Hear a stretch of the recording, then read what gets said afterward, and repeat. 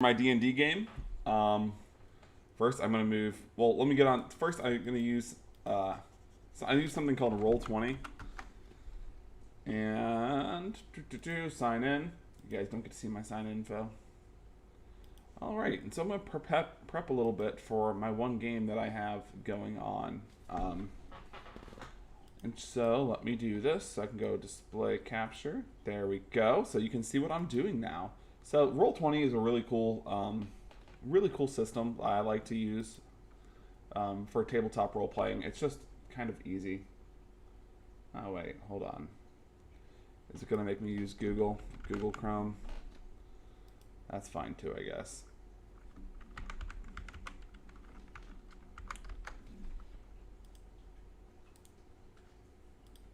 All right, look away for a second, okay? I trust you to look away.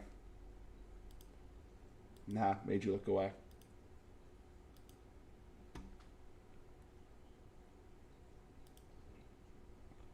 Oh, and just like that. So it's a really easy way to run tabletop role-playing games. It's not just, you could really use it for any system, but this is the game that I'm currently running. My players, what they have to do, basically the short end of this part of the next story is they're going to have to like corrupt a local priest, and this will be like their first step to becoming evil gods. So they're gonna go to a temple and they're gonna corrupt an evil priest. That's all that I had set up from the previous game. So with that, I think I need to look at some character motivations and why a priest would turn bad.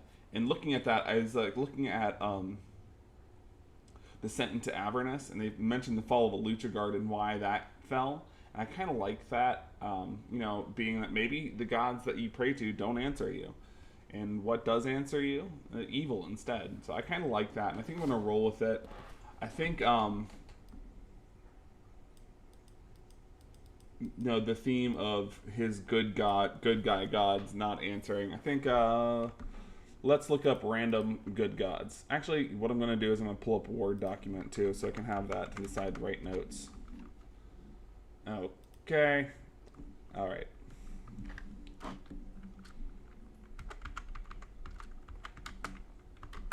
So this is overall what they're going to be doing is corrupting a priest. I think what's the issue that this priest has? I think he's going to have. I think there's going to be an undead outbreak. I kind of like that. Once again, mirroring the fall of a Lucha Guard from Descent into Avernus. I like the undead outbreak.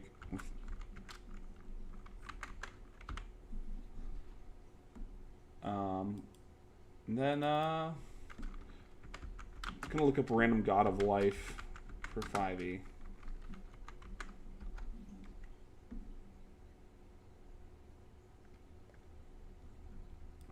Life domain gods. Life domain gods. Yes.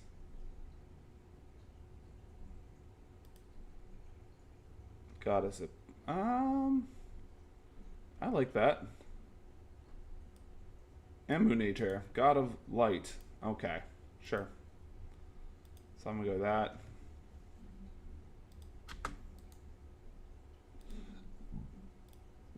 Undead outbreak. Town. Small town has become overrun with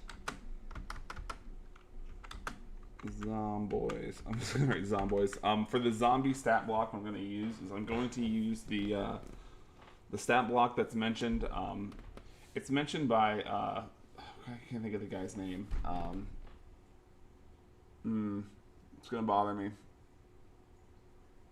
Basically, go to YouTube and look up "Scarier Zombies D&D." I can't think of the guy's name right now. He does a thing called the Cold Road, where it's like his campaign diary. But he has a stat block for animated spellbook. Oh my goodness, Z Bashu animated spellbook. He runs a stat block for zombies that make them less HP but more deadly in like kind of a game-changing way. It's making me right to zombies. All right. So we're going to use that. Small town becomes overrun with zombies.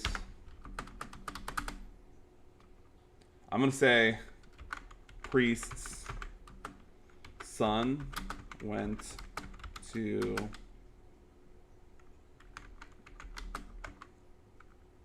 should it be a dark cave or what do I want the fight of this to happen? I think I like dark cave.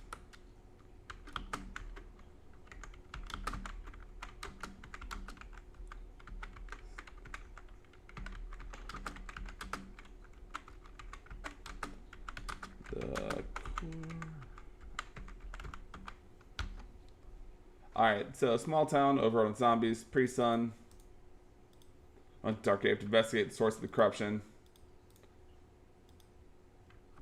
I think the twist is going to be priest's son is the source. I'm going to put necromancer.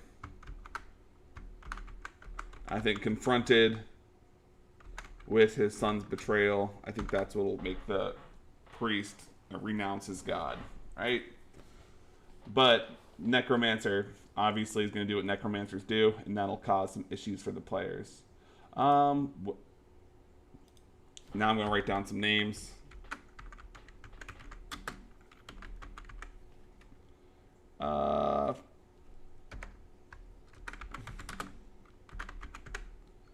Priest name, son's name. Let's make random name generators.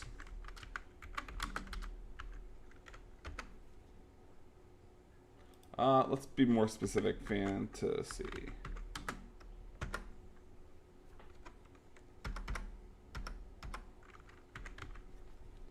Random fantasy name generator.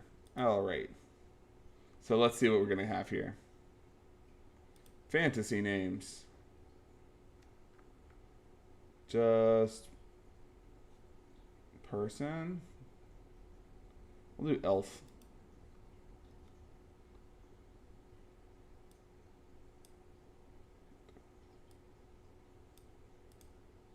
Gorduin. I like that. I like Gorduin.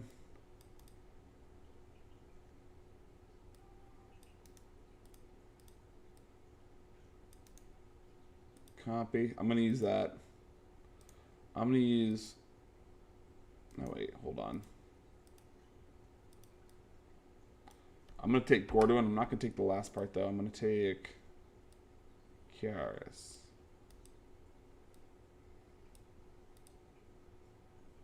Alright, whatever.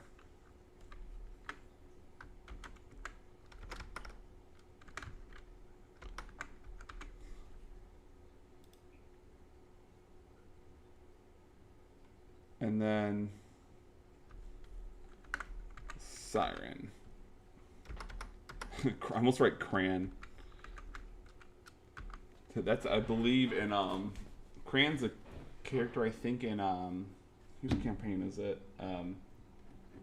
Not another D&D podcast. I think there's a character named Cran. I want to say there is. Anyway, so basically,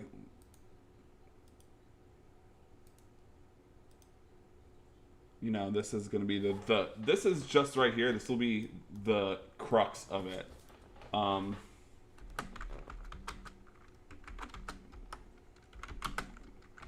I told my players last week that the town was in a major city, but I think I might retcon that, and just for easiness sake, to say that it's in a small town, because it's more believable to have undead in a small town as opposed to actually, you know what, it doesn't matter. We'll see what they remember, because I can change easily what the issue is. I can have them be vampire spawn, or I could either modify the stat block of vampire spawn, or I can modify the stat block of zombies.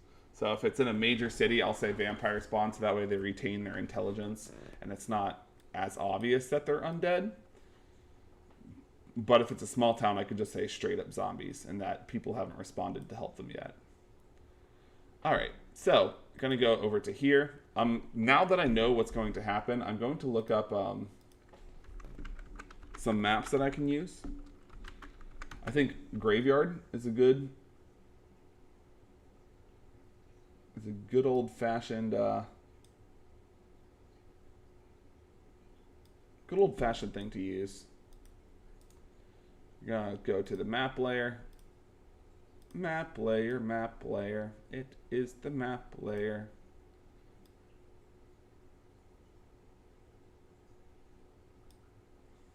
Okay. And then put some graves in this bad boy.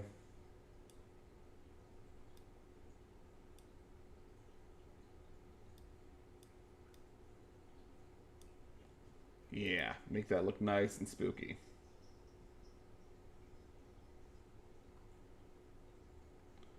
Ooh. All right, so you can put some zombies in here. You are going to go to the token layer, though. You are a big zombie. Got to make you a little smaller, my man.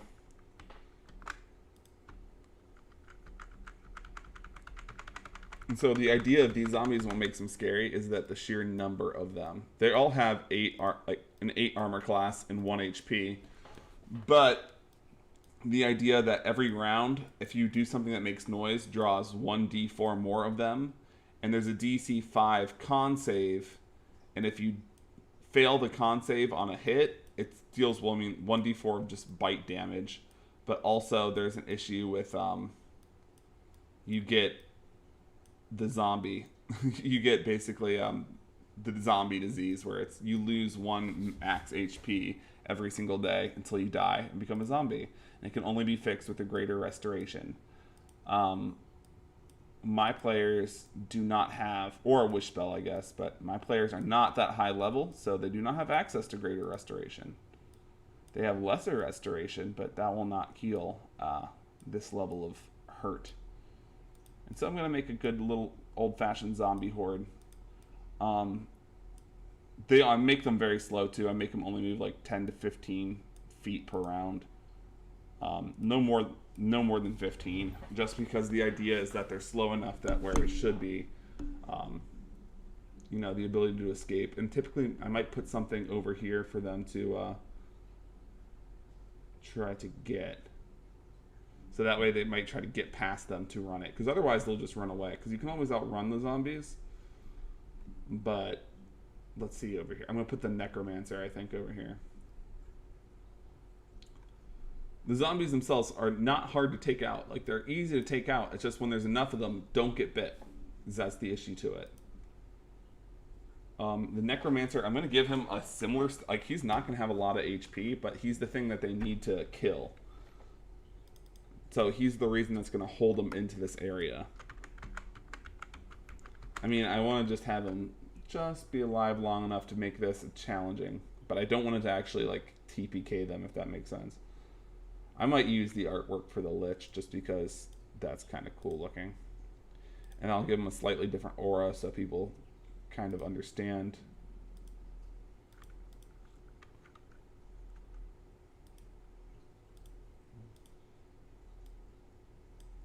I think my characters are level 4. I think for him not to go down right away, I'm going to give him 50 HP. And I'll give him I'll go 15 armor class. Normally it's even numbers, but I'm going to go odd. I'll say 15 armor class. Why not? I'll even write AC next to it so I know. Alright. So, and then this will be the dealio. I'll actually make them so they look like they're coming on every side.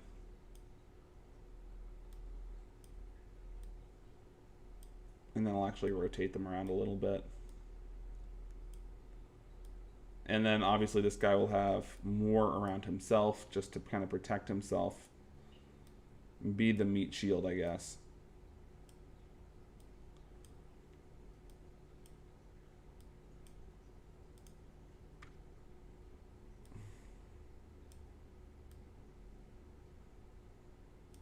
Oh, did I say cave? I'm going to change that to graveyard.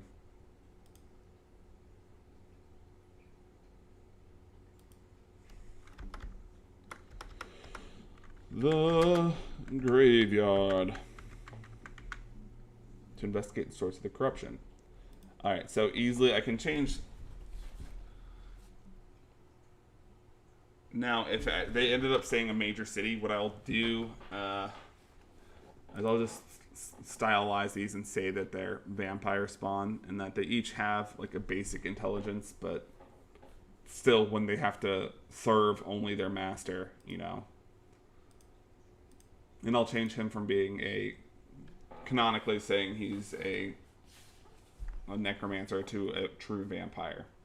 And honestly, guys, I think this is my point I want to make a lot of it. Like, don't get so caught up with stat blocks and worrying about things being, like, too balanced. Because, like, you kind of realize after a while what works with your party and what doesn't.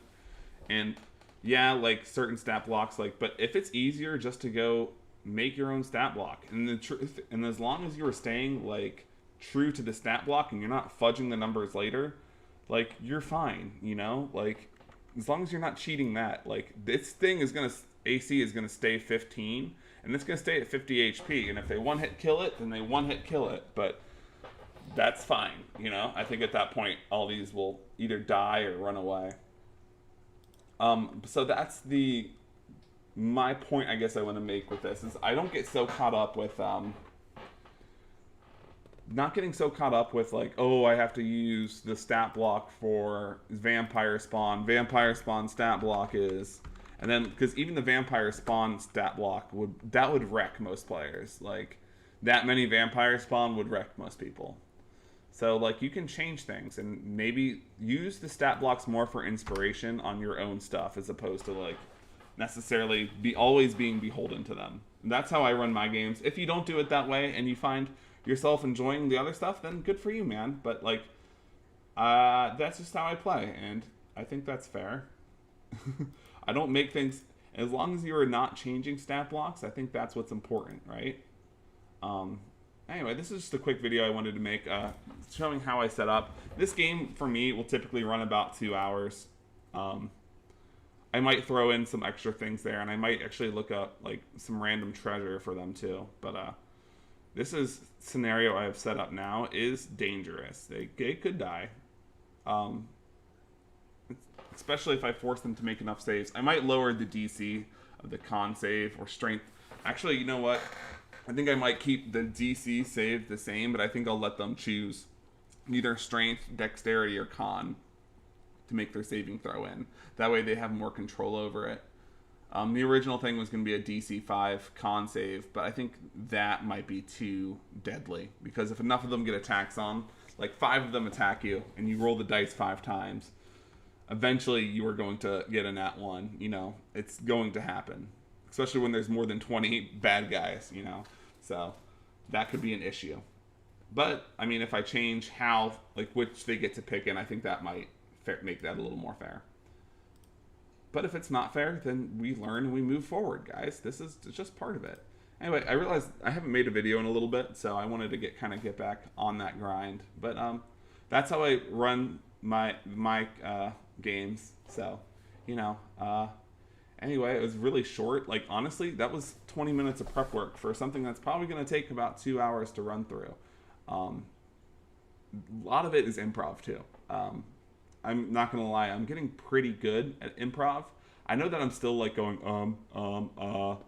like, but like as far as story wise, I think I got it pretty well down. I know that I'm still saying I'm gotta work on that. I am trying. I literally almost said before that, and I had to stop myself. I caught myself though, and I think I deserve a pat on the back. Anyway, I almost said it. I didn't though. I didn't. Shoot, I did it there. Okay.